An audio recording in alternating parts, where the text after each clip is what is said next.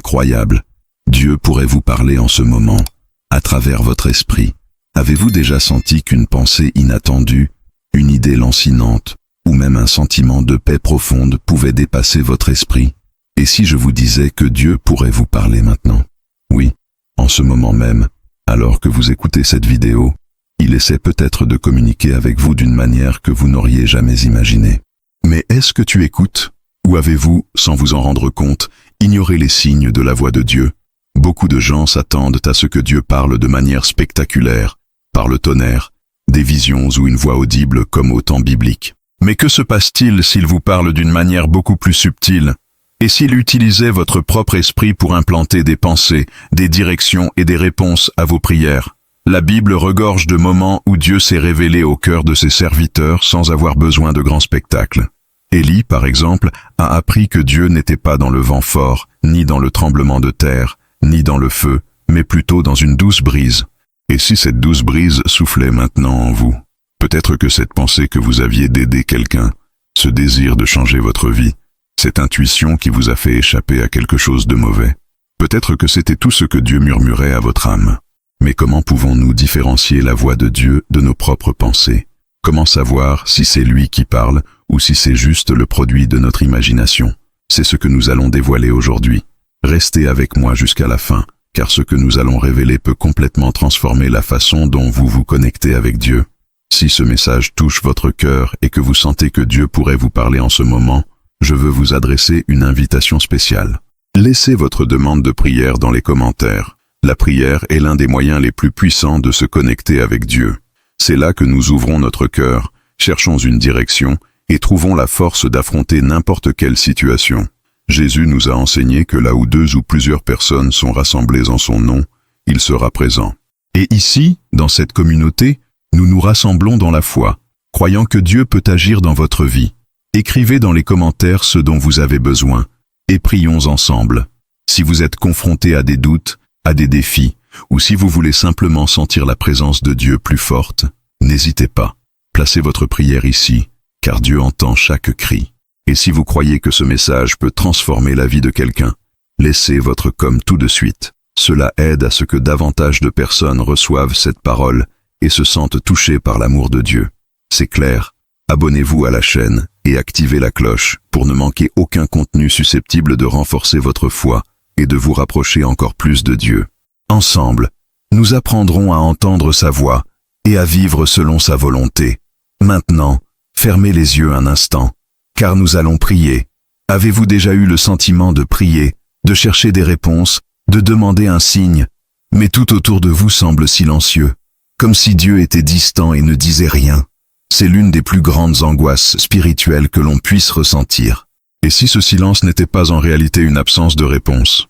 Et si Dieu vous parlait déjà, mais d'une manière que vous n'avez pas encore appris à reconnaître? Nous nous attendons souvent à ce que Dieu parle comme il l'a fait à Moïse sur le mont Sinaï, avec le tonnerre et une voix puissante venant du ciel. Ou puisse-t-il nous envoyer un ange avec un message clair et direct? Mais la réalité est que la communication divine se déroule rarement de cette façon. Dieu parle de plusieurs manières, et notre incapacité à entendre sa voix ne signifie pas qu'il ne parle pas. Au contraire, cela peut vouloir dire que nous sommes distraits, trop occupés par le bruit du monde pour réaliser qu'il nous a déjà répondu. La vérité est que Dieu ne se tait jamais. Lorsque nous pensons qu'il ne parle pas, c'est peut-être exactement le moment où il nous apprend à écouter d'une manière nouvelle. Imaginez un enseignant face à un élève.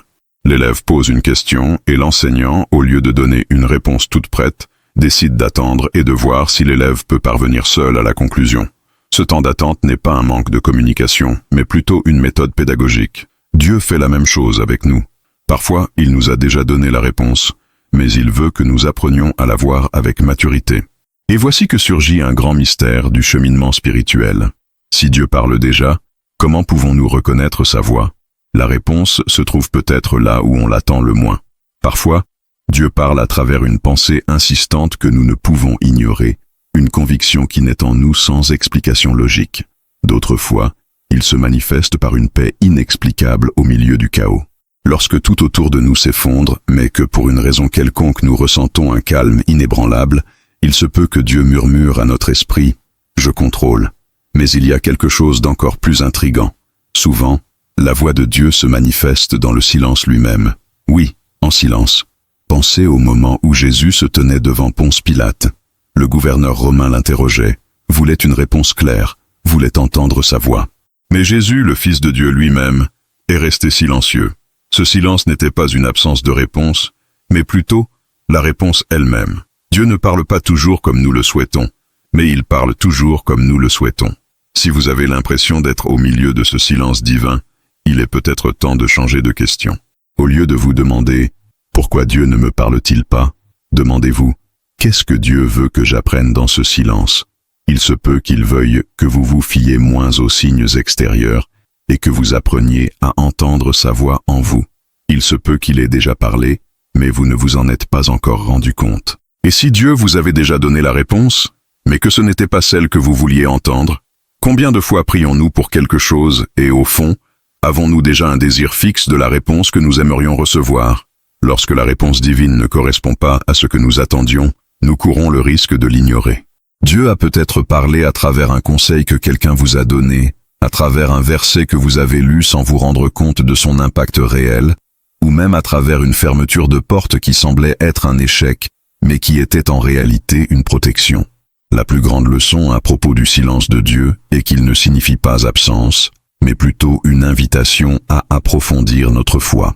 Si vous avez l'impression que Dieu ne parle pas, peut-être qu'il vous appelle à un niveau d'intimité plus profond, où la communication se fait de manière subtile et spirituelle.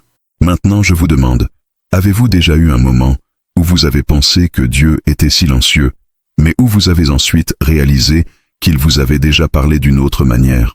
Si oui, commentez ici. J'ai entendu la voix de Dieu sans m'en rendre compte. Si ce message vous a semblé pertinent, partagez votre expérience dans les commentaires. Avez-vous déjà pris le temps de réfléchir à l'origine de vos pensées? Cette idée qui surgit de nulle part, cette intuition qui vous amène à prendre une décision différente, cette réponse qui vous vient à l'esprit avant même d'avoir terminé la question. Tout cela vient-il simplement de notre conscience? Ou y a-t-il quelque chose de bien plus grand qui agit silencieusement en nous? Nous pensons souvent que nous sommes seuls dans nos pensées. Mais que se passerait-il si, en réalité, Dieu utilisait exactement cette façon de communiquer avec nous? Le problème est que la plupart des gens n'y prêtent pas attention. Nous vivons dans un monde en évolution rapide, où tout requiert notre attention en même temps. Réseaux sociaux, notifications, soucis quotidiens. Notre esprit est toujours occupé, toujours distrait. Et cela nous empêche peut-être de réaliser que Dieu nous guide déjà à travers des pensées que nous ne pouvons expliquer. Depuis les temps bibliques, nous voyons que Dieu parle de différentes manières, et l'une d'elles passe par l'esprit humain. L'histoire de Néhémie en est un bon exemple. Il n'a pas entendu une voix audible venant du ciel, ni eu de grandes visions, mais dans son cœur est né un désir ardent de reconstruire les murs de Jérusalem. Ce désir était si fort qu'il ne pouvait l'ignorer. C'était Dieu implantant une pensée, dirigeant son esprit vers une plus grande mission. La même chose se produit avec nous. Parfois, nous avons des idées qui n'ont pas de sens rationnellement, mais qui portent une force intérieure inexplicable. Dieu nous guide à travers ces impressions, plaçant dans notre esprit des réponses que, si nous sommes attentifs, nous reconnaîtrons comme venant de lui. Mais comment savoir si une pensée vient de Dieu ou si elle est simplement le résultat de notre subconscient? Arrive ici un détail essentiel, la nature de la pensée. Dieu ne nous dirige jamais vers quelque chose qui va à l'encontre de sa parole ou qui va à l'encontre du bien. Il ne nous met pas dans des situations qui nous éloignent de la paix. Il ne nous donne pas d'idées qui génèrent de la confusion, de la peur ou du désespoir. Lorsqu'une pensée vient de Dieu, elle porte en elle un but, une clarté tranquille, une conviction dont l'existence ne dépend pas de circonstances extérieures. Beaucoup de gens s'attendent à ce que Dieu parle d'une voix audible, mais ils oublient qu'il peut implanter une pensée dans notre esprit et nous faire ressentir quelque chose de si fort que nous ne pouvons l'ignorer. Le problème est que toutes les pensées qui surgissent dans notre esprit ne sont pas divines. Il existe des influences extérieures qui peuvent déformer ce que nous entendons en nous-mêmes. La peur, par exemple, est une grande manipulatrice. Il peut imiter la voix de la raison et nous convaincre que quelque chose que Dieu a placé dans nos cœurs n'est pas réel. Ce n'est pas possible, cela ne fonctionnera pas. L'anxiété fait la même chose, prenant tellement de place dans notre esprit qu'il n'y a plus assez de silence pour entendre la voix de Dieu. Et il existe encore une autre influence, peut-être la plus dangereuse de toutes, le doute. Le doute nous paralyse. nous fait remettre en question même ce qui a déjà été confirmé dans notre cœur. Ce que nous devons comprendre, c'est qu'entendre Dieu dans l'esprit n'est pas quelque chose de mystique, ni réservé à quelques élus. Au contraire, c'est le droit de quiconque recherche l'intimité avec lui. La Bible dit que « mes brebis entendent ma voix ». Cela signifie que si nous sommes connectés à Dieu, il nous parlera, et notre responsabilité est d'apprendre à discerner cette voix au milieu du chaos de notre esprit. C'est pourquoi, plus nous sommes alignés avec Dieu, plus les pensées qui viennent de lui seront claires et indubitables. Souvent, les pensées divines apparaissent comme des invitations. Une invitation à pardonner à quelqu'un, même si vous ne le souhaitez pas. Une invitation à aider quelqu'un, même sans le connaître. Une invitation à changer quelque chose dans votre vie, même sans bien comprendre pourquoi. Dieu nous appelle à travers des pensées qui semblent minimes au premier abord, mais qui ont un impact énorme lorsque nous obéissons. Le plus intéressant est que ces pensées ne s'accompagnent généralement pas d'émotions ou d'anxiété exagérées. Au contraire, ils apportent un sentiment de certitude et de tranquillité, même lorsque la situation semble incertaine. Si vous voulez apprendre à entendre la voix de Dieu dans votre esprit, la première étape consiste à lui créer un espace. Si notre esprit est toujours plein, Dieu n'a pas la possibilité d'implanter quelque chose de nouveau. Le silence et la méditation sur la parole de Dieu sont des outils puissants pour ouvrir la voie à cette communication.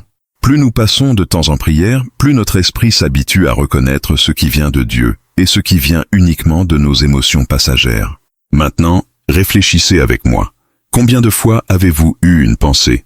L'avez-vous ignorée, puis réalisé qu'elle était parfaitement logique? Combien de fois avez-vous ressenti quelque chose en vous, sans vous en soucier, puis réalisé que Dieu essayait déjà de vous avertir? Si vous avez vécu cela, commentez ici. Maintenant, je comprends comment Dieu peut me parler. Et partagez votre expérience dans les commentaires. Avez-vous déjà eu une pensée qui semblait sortir de nulle part, mais qui vous faisait réfléchir d'une manière différente? Quelque chose qui vous a amené à prendre une décision qui, en fin de compte, vous a semblé être le bon choix? Peut-être un avertissement qui a évité une mauvaise situation, une idée qui a résolu un problème qui semblait impossible, ou même un sentiment de paix, alors que tout autour de vous vous disait de vous inquiéter. Ce que beaucoup de gens ne réalisent pas, c'est que Dieu parle peut-être exactement de cette manière, implantant des idées, des directions et des réponses dans nos esprits, sans que nous ayons besoin d'entendre une voix audible. Dans la Bible, il y a un exemple très puissant de ceci. Élie, l'un des plus grands prophètes de l'histoire, s'attendait à entendre Dieu à voix haute, peut-être comme le tonnerre, ou une tempête qui secouait tout autour de lui. Mais ce qui s'est passé, c'est le contraire. Dieu n'était ni dans le vent fort, ni dans le tremblement de terre, ni dans le feu. Dieu murmurait doucement, quelque chose de si subtil que si Elijah n'y avait pas prêté attention, il l'aurait manqué. Ce passage nous enseigne quelque chose de fondamental. Dieu ne parlera pas toujours comme nous l'espérons. Si nous nous attendons à quelque chose de spectaculaire, nous risquons de finir par ignorer la manière la plus courante et la plus profonde dont il communique avec nous. C'est là qu'intervient l'un des plus grands obstacles à la reconnaissance de la voix de Dieu dans l'esprit, le doute. Combien de fois une bonne pensée nous vient-elle, mais ensuite une autre arrive qui nous interroge, nous fait douter, nous fait peur. Cela se produit parce qu'il y a une bataille constante entre la vérité que Dieu veut nous révéler et les distractions et les incertitudes qui tentent de nous éloigner de cette vérité. Lorsque nous ressentons une paix inexplicable face à une décision, mais qu'ensuite survient un tourbillon d'insécurité qui tente de nous faire abandonner, c'est souvent dans ce conflit qu'il nous faut discerner ce qui vient réellement de Dieu. Jésus le savait et nous a laissé un enseignement puissant. Il dit « Mes brebis entendent ma voix, je les connais et elles me suivent ». Cela signifie que si nous venons de Dieu, nous pouvons apprendre à entendre sa voix. Mais il y a un détail important. Jésus n'a pas dit que ses brebis se contentaient d'écouter, il a dit qu'elles suivaient. En d'autres termes, reconnaître la voix de Dieu ne consiste pas seulement à l'entendre, mais à agir en conséquence. Si Dieu vous donne une direction, mais que vous ne bougez pas, cela pourrait être l'une des raisons pour lesquelles vous avez l'impression qu'il ne parle plus. Et comment cela se connecte-t-il à notre esprit? Dieu nous a créés avec la capacité de penser, de réfléchir et de prendre des décisions. Mais il nous a aussi donné quelque chose de bien plus grand, la capacité de nous laisser guider par le Saint-Esprit. Le Saint-Esprit ne crie pas, ne force pas, n'impose pas. Il murmure. Il nous dirige avec douceur, plaçant dans notre esprit des sensations, des convictions et des certitudes qui défient souvent la logique humaine. Vous est-il déjà arrivé de ressentir quelque chose à l'intérieur qui vous disait de ne pas suivre un certain chemin, puis de réaliser que cela évitait un problème? Ou, au contraire, ressentir une certitude inexplicable à propos de quelque chose qui semblait impossible, mais qui est finalement devenu réalité? Cela aurait pu être Dieu qui vous parlait. Le fait est que beaucoup de gens ignorent ces signes parce qu'ils s'attendent à ce que Dieu parle plus clairement et plus directement. Mais que se passerait-il s'il parle déjà comme il a toujours parlé, et que c'est nous qui n'avons pas encore appris à écouter? La plus grande erreur que nous puissions commettre est de limiter Dieu à ce que nous considérons comme la bonne façon de parler. Il a utilisé un buisson ardent pour parler à Moïse. Il a utilisé des rêves pour parler à Joseph. Il a utilisé un ange pour parler à Marie. Mais avec Élie, il a utilisé un murmure. Dieu peut parler comme il le veut, mais il choisit souvent de parler là où nous savons que nous avons besoin de l'entendre, en nous. Imaginez maintenant le scénario suivant. Vous traversez une situation difficile, sans savoir quelle direction prendre. Vous demandez à Dieu une réponse, mais elle ne vient pas comme un éclair tombant du ciel. Au lieu de cela, une pensée différente vous vient à l'esprit, une idée qui vous donne un nouvel angle pour aborder le problème. Vous l'ignorez, pensant que c'était juste aléatoire. Mais quelques jours plus tard, vous réalisez que cette pensée était exactement ce dont vous aviez besoin. Combien de fois cela vous est-il arrivé? Vous est-il déjà arrivé de vous retrouver face à une décision difficile, sans savoir exactement quel chemin prendre, mais soudain, un sentiment de paix vous a envahi? Comme si, d'une manière ou d'une autre, une voix silencieuse à l'intérieur de vous disait « Tout va bien, fais confiance ». C'est l'un des signes les plus clairs de la voix de Dieu dans notre esprit. Alors que le monde crie et tente de nous confondre avec la peur, l'insécurité et l'anxiété, Dieu parle par la paix. Et cette paix n'est pas n'importe quelle paix. Ce n'est pas une absence de problème. Ce n'est pas un soulagement momentané. C'est un état intérieur qui demeure même lorsque les circonstances extérieures disent le contraire. Jésus nous a laissé un don puissant lorsqu'il a dit « Je vous laisse la paix. Je vous donne ma paix. Je ne vous la donne pas comme le monde la donne.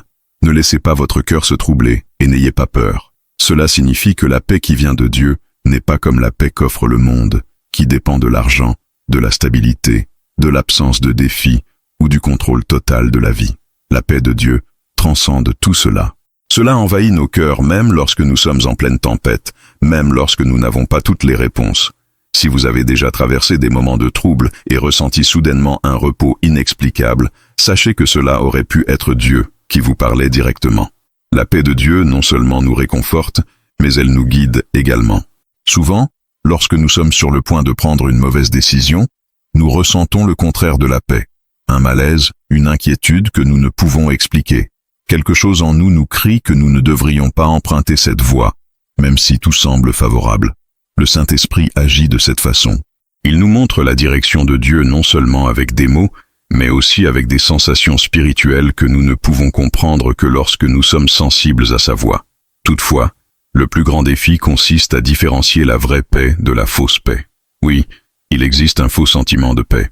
Cela arrive lorsque nous désirons tellement quelque chose que nous nous convainquons que c'est bien, même si Dieu nous a déjà montré des signes indiquant que ce n'est pas le cas.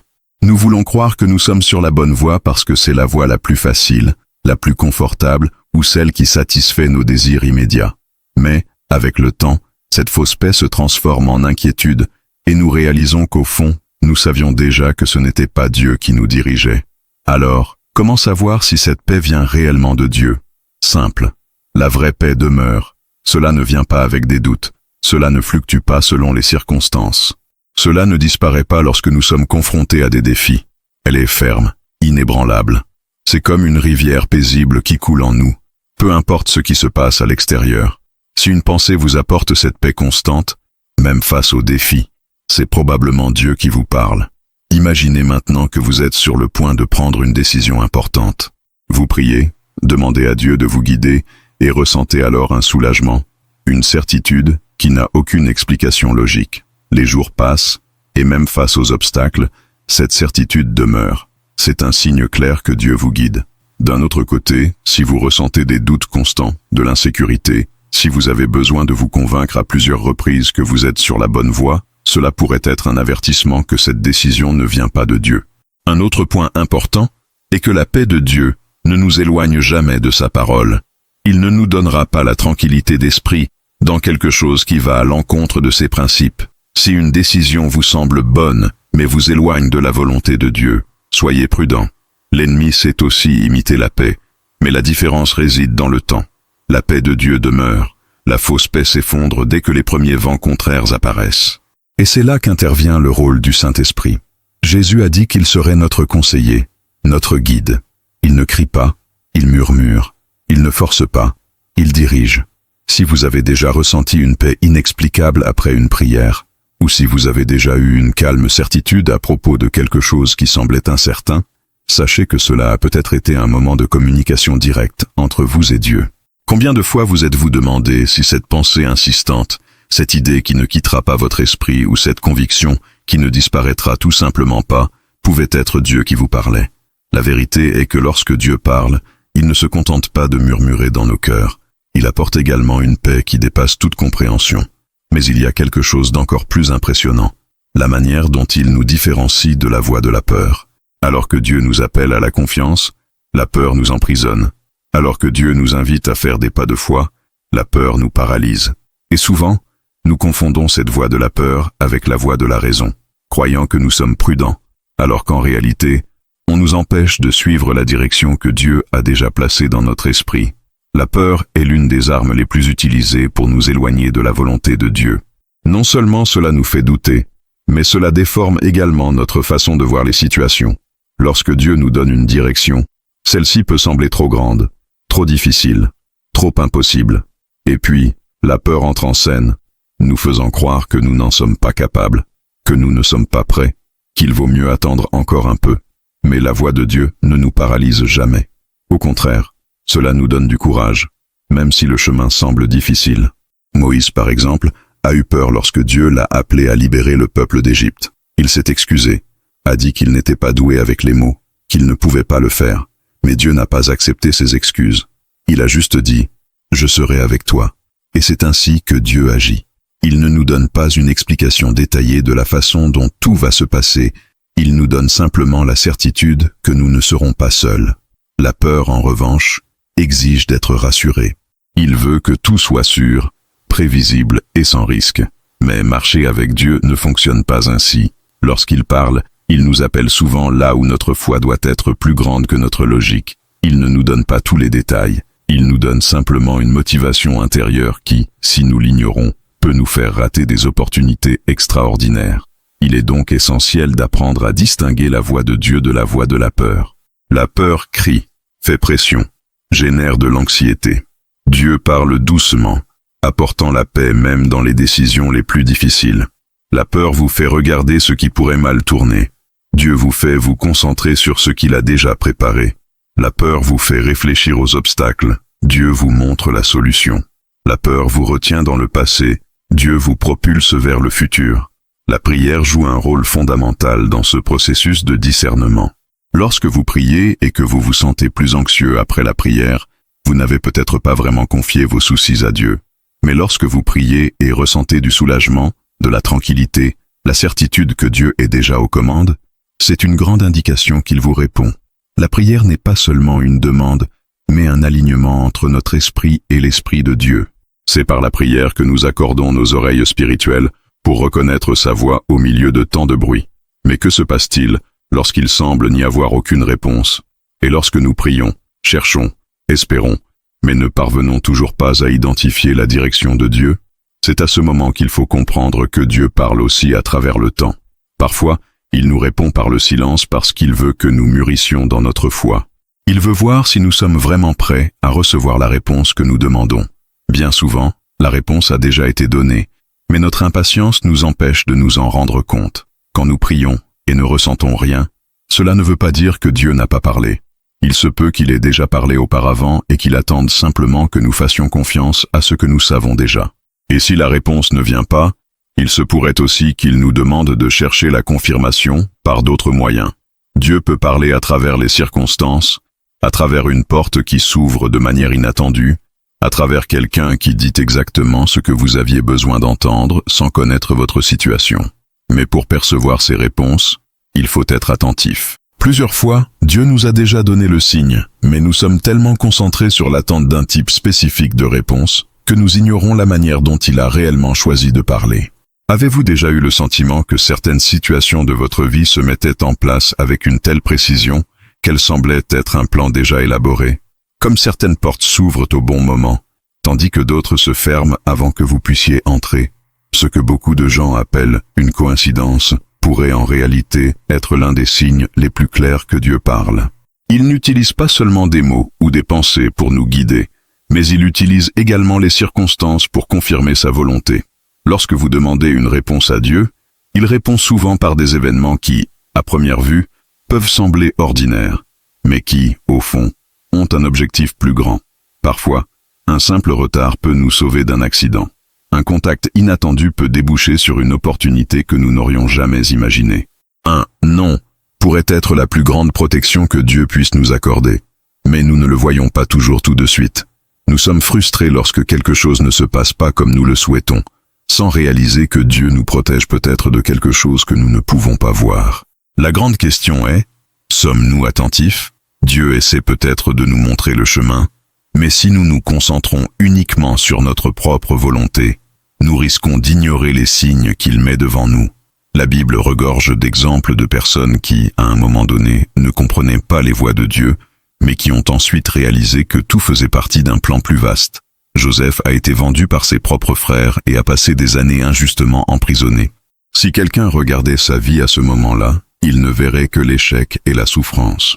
Mais au bon moment, Dieu a révélé que tout cela préparait Joseph à diriger l'Égypte et à sauver sa famille de la faim. Ce qui semblait être un grand désastre était en réalité un chemin tracé par Dieu. La même chose se produit avec nous. Parfois, Dieu nous ferme la porte parce qu'il nous dirige vers quelque chose de bien plus grand que ce que nous pourrions imaginer. Mais il y a un danger. Ignorer ces signes et insister sur quelque chose que Dieu a déjà montré n'est pas pour nous. Combien de fois avons-nous l'impression que quelque chose ne va pas, que Dieu nous avertit, mais que nous avançons quand même? Nous voulons que notre volonté se réalise à tout prix, même si tout indique que ce n'est pas la voie à suivre.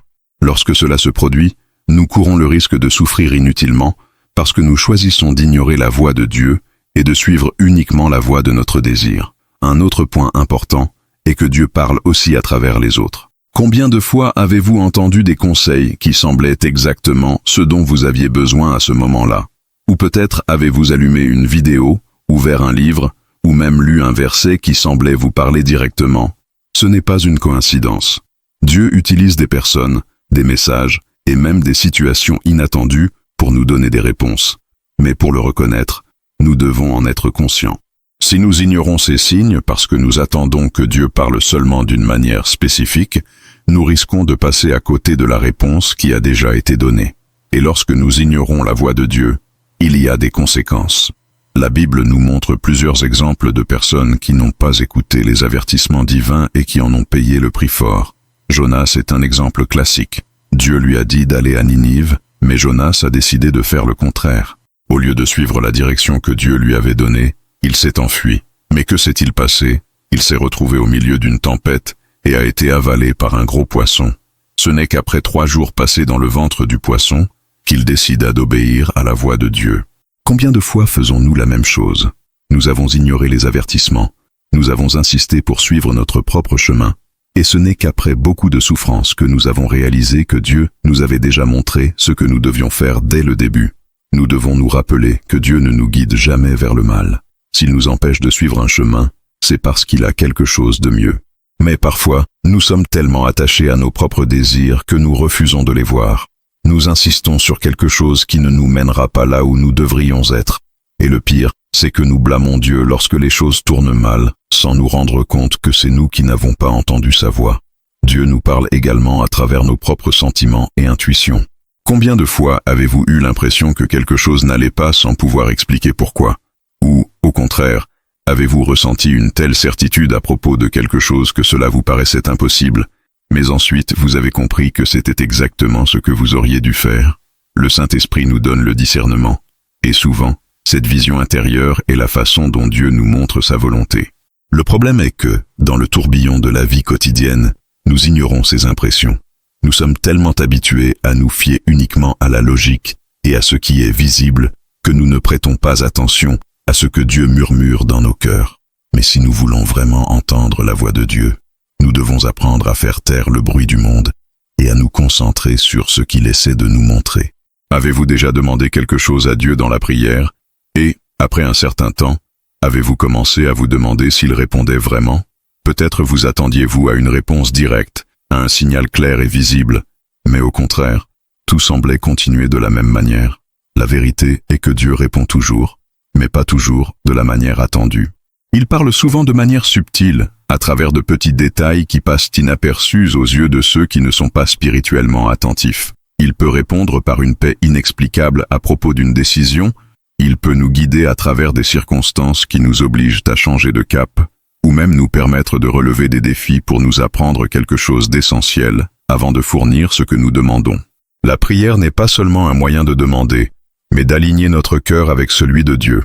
Parfois, nous pensons que Dieu met du temps à nous répondre, mais en réalité, il façonne déjà notre caractère afin que nous puissions recevoir ce que nous demandons. Si la réponse n'est pas arrivée dans les délais souhaités, c'est peut-être parce que nous ne sommes pas encore prêts. Dieu ne nous donne pas de bénédictions que nous ne sommes pas prêts à gérer. Il n'ouvre pas les portes qui, au lieu de nous bénir, pourraient nous détruire. Et c'est l'une des raisons pour lesquelles il répond souvent « pas encore ». D'autres fois, Dieu réagit d'une manière que nous ne reconnaissons pas parce que nous nous attendons à quelque chose de spectaculaire. Nous voulons un ange descendant du ciel, une voix audible, un miracle visible. Mais Dieu parle avec simplicité.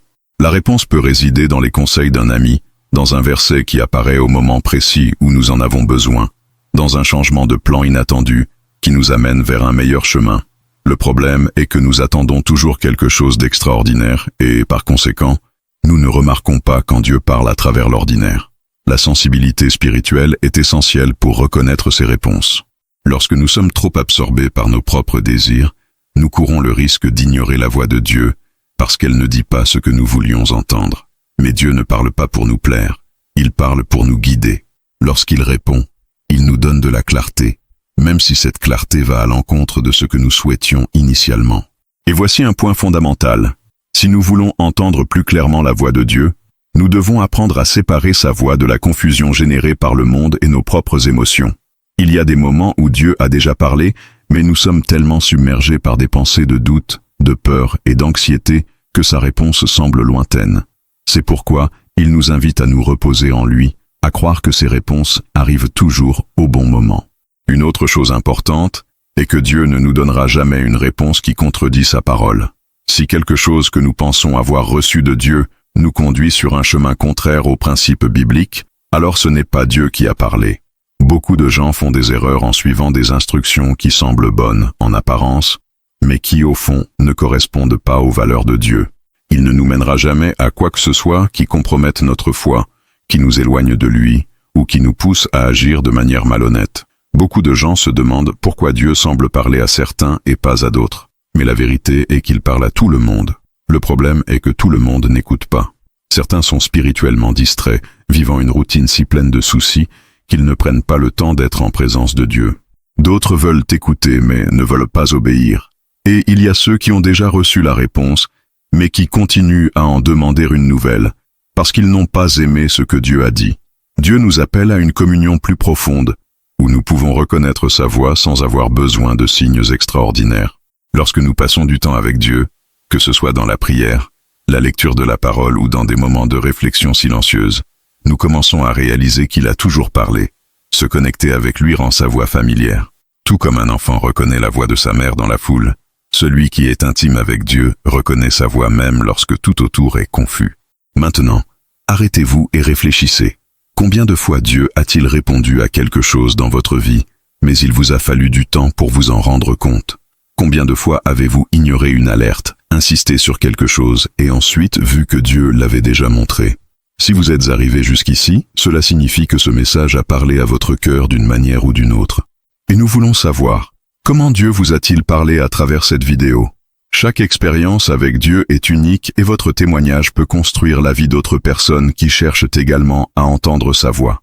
Par conséquent, laissez votre commentaire ci-dessous avec la phrase « J'ai senti la voix de Dieu dans cette vidéo » et partagez ce qui vous a le plus marqué dans ce message. Avez-vous déjà eu un moment où vous avez réalisé que Dieu vous parlait à travers une pensée, une paix inexplicable ou une situation inattendue? Votre commentaire pourrait être la confirmation dont quelqu'un a besoin pour comprendre que Dieu lui parle aussi.